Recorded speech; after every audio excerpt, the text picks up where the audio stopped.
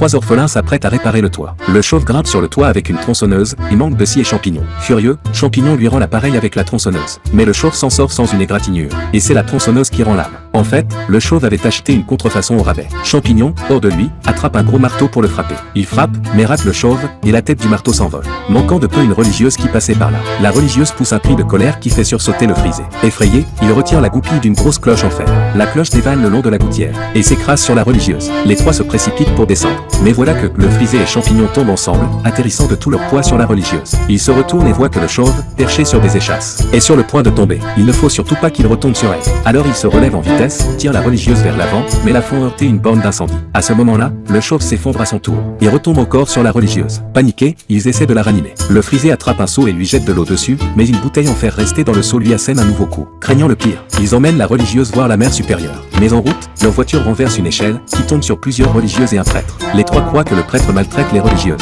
Alors ils descendent et le rosent copieusement. Heureusement, les religieuses s'expliquent et le sauvent. Puis elles convoquent les trois dans la cour. Il s'avère que l'orphelinat manque de fonds. S'il ne rembourse pas 830 000 € avant la fin du mois, il fermera. En tant que seuls hommes adultes restants, les trois décident de partir en ville gagner de l'argent pour sauver l'orphelinat. Installé sur un vélo, Champignon attache une corde à l'arrière d'une voiture pour se faire remorquer. Mais le chauve accroche l'autre bout à la roue arrière du vélo, et les voilà traînés jusqu'en ville. Nouveau venus, ils battent le tambour dans la rue, annonçant qu'ils feront n'importe quoi pour 830 000 €. Un couple s'approche alors. Le mari leur demande de l'étouffer en pleine nuit, sans allumer la lumière, car atteint d'une maladie incurable. Il veut mourir plus tôt. Ému, les trois acceptent. Le chauve pousse l'homme sur la chaussée. Un camion le percute, puis lui roule dessus. Un passant lui décoche même accidentellement une flèche dans la jambe. Les trois se disent qu'il doit être mort maintenant. Ils vont réclamer l'argent à la femme, mais celle-ci s'enfuit en voiture. Ils se souviennent alors des 72 € que la mère supérieure leur avait donnés, et décident de se lancer dans l'élevage. Ils achètent des poissons et les étalent sur un terrain de golf pour les faire sécher. Ils pensent pouvoir faire pousser des poissons, mais n'attirent que des moustiques et la police. Les trois s'enfuient en panique, et atterrissent par erreur sur la scène d'un concours de comédie. Sans s'en rendre compte, ils se disputent sur scène.